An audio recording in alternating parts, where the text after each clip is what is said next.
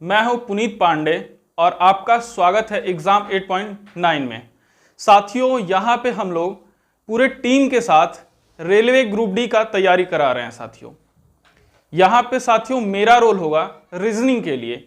जैसा कि आप जानते हैं कि रीजनिंग में 30 क्वेश्चन 30 मार्क आता है, जो कि सबसे बड़ा पोर्शन है रेलवे ग्रुप डी के लिए, जिसे आप लोग मिस कर रहे हैं। और आपके सिलेक्शन में ये कहीं ना कहीं अगर 2-4 नंबर भी कम आ जाता है तो फिर आपको उसका नुकसान देखने को मिलेगा मेरिट में। तो साथियों, हमारा टारगेट होगा कि जुलाई तक हम अपने इस रीजनिंग के पूरे सेशन को ख़त्म कर देंगे और आपके एग्ज़ाम में ये इम्पोर्टेंट रोल निभाएगा। तो आइए हम आज का पहला लेसन दिखाते हैं आपको। आज पहला क्लास होगा आपका एनालॉजी, सदृशता। इसमें साथियों क्वेश्चन होता है जीके बेस्ड होता है, ठीक है। तो इसमें आपको प्रैक्टिस करना पड़ेगा, इसका कोई शॉर्टकट नहीं है। बाकी आगे मैं बहुत ज़्यादा आपको रटाने पे ध्यान नहीं दूंगा, शॉर्टकट बताऊंगा और ट्रिक बहुत सारे चीज़ हैं, बट इसमें साथियों आपको थोड़ा सा आपके अपने जनरल नॉलेज को यूज करना पड़ेगा। तो आइए हम आज के आप फर्स्ट क्वेश्चन को डिस्कस करते हैं। देखिए क्वेश्चन है, इसमें इस टाइप के क्वेश्चन होते हैं कि दो चीज़ों का संबंध होता है और नेक्स्ट दो का वैसा ही संबंध ढूंढना होता है। क्वेश्चन हम फर्स्ट पढ़ के आपको बताते हैं। उस विकल्प का चयन करें जो तीसरे शब्द से ठीक उसी तरह संबंधित है जिस तरह से दूसरा शब्द पहले से संबंधित है।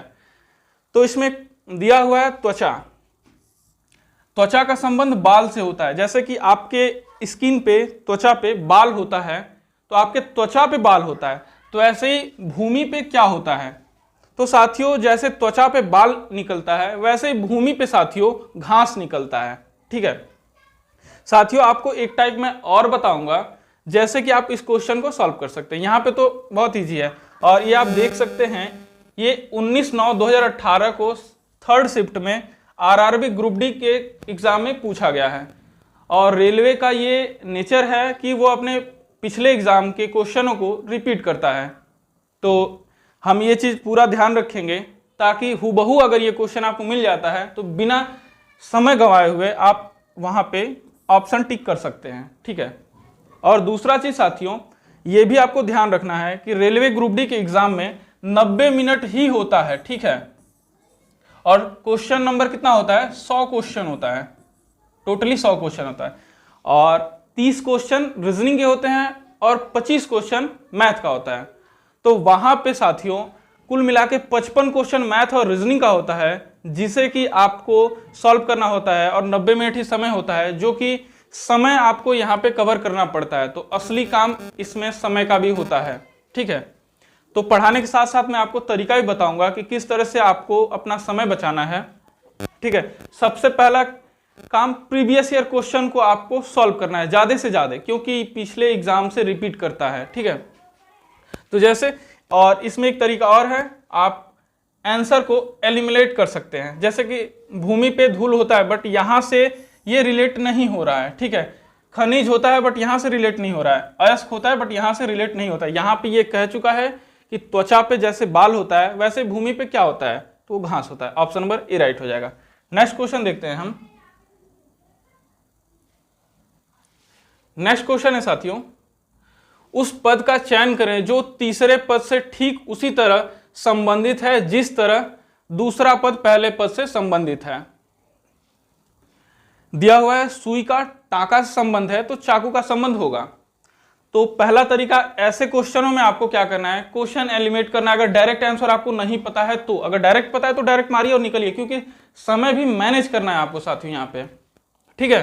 तो जैसे सुई का काम होता है टाका लगाना, ठीक है, तो वैसे ही चाकू का संबंध होता है साथियों कट करना। इजी क्वेश्चन है और आपके RRB group D 25/9/2018 third shift में पूछा गया है, ठीक है। साथियों, हमारा पूरा प्रयास होगा कि हम प्रीवियस ईयर क्वेश्चन को ही यहाँ पे आपको सॉल्व कराएंगे, ठीक है। नेक्स्ट क्वेश्चन देखते हैं।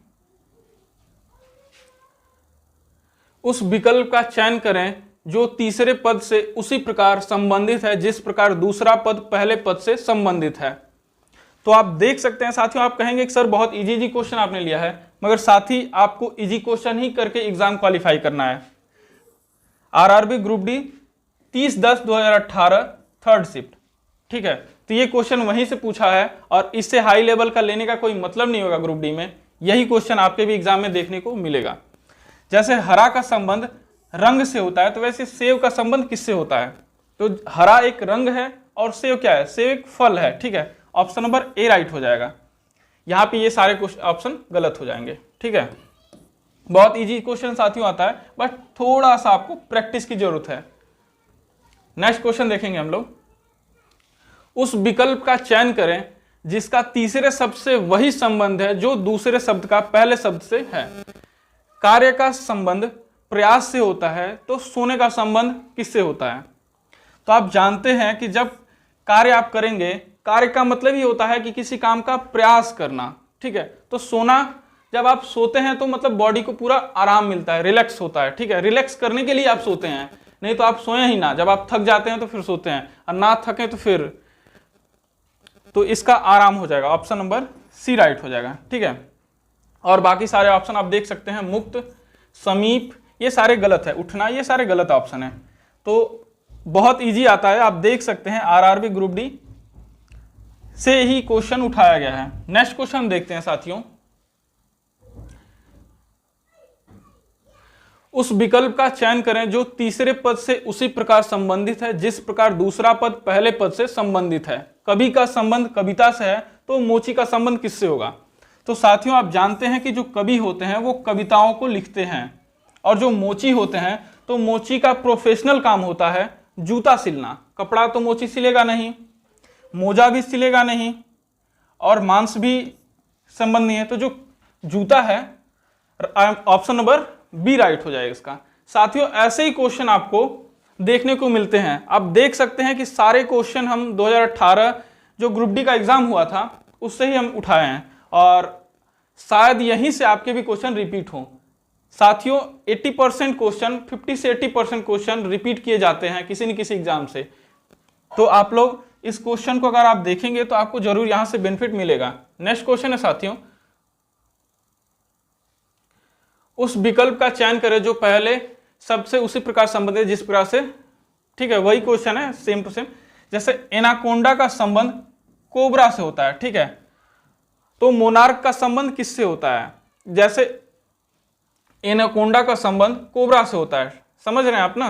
तो उसी प्रकार मोनार्क का संबंध किससे होता है? तो इसका ऑप्शन नंबर बी राइट हो जाएगा, क्वीन से होता है, ठीक है। नेक्स्ट क्वेश्चन देखेंगे, ये भी आपका ग्रुप डी से क्वेश्चन उठाया गया है। सारे क्वेश्चन साथियों हमारे प्रीवियस ईयर के होंगे, कोई यहाँ पे फालतू क्वेश्चन नहीं लिया जाएगा और आपका बिल्कुल टाइम पास नहीं किया जाएगा। नेक्स्ट क्वेश्चन देखते हैं हम साथियों। रसायन विज्ञान का संबंध परमाणु से होता है, तो जीव विज्ञान का संबंध होता है। जैसे रसायन विज्ञान होता है तो रसायन विज्ञान में हम लोग परमाणु संबंधित चीजों का अध्ययन करते हैं। तो जीव विज्ञान में किस चीजों का अध्ययन करते हैं? बहुत इजी क्वेश्चन है, कोशिका का। ऑप्शन नंबर डी राइट हो जाएगा। नेक्स्ट क्वेश्चन देखते हैं हम लोग। उस विकल्प का चयन करें जो दूसरे शब्द से ठीक उसी तरह संबंधित है जिस प्रकार तीसरा शब्द चौथे से संबंधित है। तो यहां पे देखिए आप लोगों को थोड़ा सा एग्जामिनर ने आप लोगों को थोड़ा सा चेंज किया है क्वेश्चन पैटर्न। यहां पे बैरक दिया हुआ है, और बैरक में कौन रहता है? सोल्जर रहता है, ठीक है। बहुत इजी क्वेश्चन है, थोड़ा सा समझिएगा। और यहां पे स्पीड दिया हुआ है, ठीक है। तो स्पीड कहां पे रहेगा? वेव में, ठीक है। ऑप्शन नंबर डी राइट हो जाएगा। तो यहां पे थोड़ा सा चेंज किया था क्वेश्चन को एग्जामिनर ने आपका टेस्ट लेने के लिए, ठीक है। तो थोड़ा सा आपको बस दिमाग लगाना है, बाकी सारे क्वेश्चन उसी टाइप में रहेंगे। और साथियों ये सारे क्वेश्चन एनालॉग से लिया गया है, और चैप्टर वाइज हम लोग क्वेश्चन को कराएंगे, ताकि आप लोग अगर सीक्वेंस से सारे वीडियो को भी देख लेते हैं, जितने भी ग्रुप डी के रीजनिंग के होंगे, तो वहां से 30 में से मैक्सिमम क्वेश्चन आप लोग को यहां से मिलने का चांस होगा। नहीं भी तो शायद इसका कुछ डिजिट चेंज होगा, मैक्सिमम क्वेश्चन वही होंगे और उसी टाइप में होंगे। उस विकल्प का चयन करें जो जिसका तीसरे शब्द से वही संबंध है जो दूसरे शब्द का पहले शब्द से है। तो साथियों रंगमंच दिया हुआ है, और रंगमंच में क्या होता है? मनोरंजन होता है। और पूछा है आपसे मंदिर का मंदिर में क्या होता है, तो मंदिर में आप जानते हैं मंदिर में पूजा होता है, तो ऑप्शन नंबर डी राइट हो जाएगा। मंदिर में यहाँ पे देवता दिया हुआ है, यहाँ पे लोग दिया है, रहना दिया हुआ है। बस साथियों हमें यहाँ से मैच कराना है कि रंगमंच मनोरंजन के लिए होता है तो मंदिर पूजा के लिए होता है। यहाँ से आपको रिलेट करना है, आपको अपना एक्स्ट्रा सेंस नहीं लगाना है, जो क्वेश्चन में दिया हुआ है उसी से संबंधित यहाँ पे आंसर देना है। नेक्स्ट क्वेश्चन हम लोग देखेंगे, गंवार और सभ्य। गंवार का अपोजिट होता है सभ्य होता है, ठीक है। तो यहाँ पे भी देखना है कौन सा विकल्प हूबहू अपोजिट दिया हुआ है, जैसे कि निर्दयी वीर, तो यहाँ पे निर्दयी और वीर का कोई संबंध नहीं है। कायर अगर रहता तो ये शायद सही हो जाता, बट कायर नहीं दिया है, ये गलत हो जाएगा, ठीक है। अंधेरा रोशनी, तो साथियों अंधेरा होता है और अंधेरा का अपोजिट होता है रोशनी, ऑप्शन नंबर सी राइट हो जाएगा। तो ऐसे ही आप लोग को क्वेश्चन को विकल्प से छांटना होगा, ठीक है। जंगल जानवर ये अपोजिट बिल्कुल नहीं है। निरक्षर किताब ये भी बिल्कुल अपोजिट नहीं है, ठीक है। ऑप्शन नंबर सी राइट हो जाएगा। नेक्स्ट क्वेश्चन देखते हैं हम लोग, पर्वत का संबंध ऊंचाई से है, तो कौन सा ऐसा ही जोड़ा है जो इसे मैच करता है, पर्वत और ऊंचाई से, ठीक है। तो साथियों जैसे पर्वत होता है तो पर्वत में क्या चीज आप देखते हैं, कहते हैं अरे इतना ऊंचा है इतना छोटा है, मोटाई में तो पर्वत को कभी नापा नहीं जाता है। उसका जो जैसे कि जो एक चीज होता है कि पर्वत जैसे पानी को देखते आप कहते हैं ठंडा है या गर्म है, ठीक है। मौसम को देख के बताते हैं ठंडा मौसम है गर्म, तो वैसे ही पर्वत को आदमी ऊंचाई से ही अनुमान लगाते हैं कि इतना ऊंचा है इतना छोटा है। तो वैसे ही कौन सा ऑप्शन इससे मैच कर रहा है, जैसे नदी और पानी, option number A he right हो जाएगा, क्योंकि नदी के साथ जैसे पानी का संबंध है वैसे ही पर्वत के साथ ऊंचाई का संबंध है। अगर पर्वत का ऊंचाई ना हो तो उसे पर्वत ना कहा जाएगा, वो पर्वत से पठार हो जाएगा, और पठार से भी वो कम ऊंचा है तो वो फिर मैदान हो जाएगा। तो यानी पर्वत की विशेषता ऊंचाई है तो, और नदी की विशेषता पानी। अगर नदी में पानी ना रहे 10-20 साल 50 साल तो फिर वो नदी आदमी नहीं कहेंगे उसे, ठीक है। ऑप्शन नंबर ए राइट हो जाएगा। नेक्स्ट क्वेश्चन देखते हैं हम लोग, माता का संबंध बच्चे से है तो बादल का संबंध किससे होगा। जैसे साथियों माता के द्वारा बच्चे को जन्म दिया जाता है, वैसे ही किस शब्द का बादल के साथ संबंध होगा जो कि बादल से ही निकलता हो। तो साथियों आप देख सकते हैं बिजली, मौसम और पानी, तीन ऑप्शन है और बारिश दिया है, तो ऑप्शन नंबर ए राइट हो जाएगा, बादल, बारिश, ठीक है। क्योंकि जैसे कि माता बच्चे को जन्म देती हैं वैसे ही बादल, बारिश बादल के द्वारा होता है, ठीक है। तो ऑप्शन नंबर ए राइट हो जाएगा इसका। नेक्स्ट क्वेश्चन देखते हैं, पक्षी का संबंध साथियों पंख से है तो मछली का संबंध। देखिए ये बढ़िया क्वेश्चन है, जैसे पक्षी पंख के द्वारा उड़ते हैं सब, तो वैसे ही मछलियां किसके द्वारा चलेंगी या तैरेंगी। मछलियां जानते हैं आप पानी में रहती हैं, ये आकाश में उड़ती हैं, तो ये पानी में किसके माध्यम से तैरेंगी ये पूछ रहा है। तो मछलियां साथियों मीन पंख के माध्यम से, जो मछलियों का छोटा छोटा पंख होता है, छोटा छोटा होता है, वो मीन पंख बोला जाता है। ऑप्शन नंबर सी राइट हो जाएगा। नेक्स्ट क्वेश्चन देखते हैं, सख्त का संबंध पत्थर से है तो नर्म का संबंध होगा। साथियों ये सारे क्वेश्चन आप देखे होंगे, ये एनटीपीसी का है और 18/1/2017 फर्स्ट शिफ्ट में, सेकंड शिफ्ट में दिया गया था। तो सारे साथियों हम लोग रेलवे का इसमें क्वेश्चन ऐड करने का कोशिश किए हैं। एनटीपीसी का ये क्वेश्चन है, तो सख्त का संबंध पत्थर से है तो वैसे ही नर्म का संबंध होगा। तो आप यहाँ देख सकते हैं ये चांद है, तो चांद बिल्कुल नर्म नहीं होता है, वो एक ठोस गोला है। चमक, ये कोई चमक है तो चमक की तो बात यहाँ पे नर्म और कठोर से होगा नहीं। और बालू ये भी सॉफ्ट नहीं है। यहाँ पे पंख हो जाएगा, पंख आप देखे होंगे किसी पक्षी का बहुत ही सॉफ्ट होता है, तो जैसे सख्त पत्थर होता है तो वैसे नर्म होता है पंख। ऑप्शन नंबर ए राइट हो जाएगा। नेक्स्ट क्वेश्चन देखते हैं, पुस्तक का संबंध लेखक से है तो फर्नीचर का संबंध होगा। जैसे आप जानते हैं कि पुस्तक को लेखक के द्वारा लिखा जाता है, तो ऐसे ही फर्नीचर को कौन बनाता है, तो फर्नीचर को कारपेंटर द्वारा बनाया जाता है। ऑप्शन नंबर डी राइट हो जाएगा।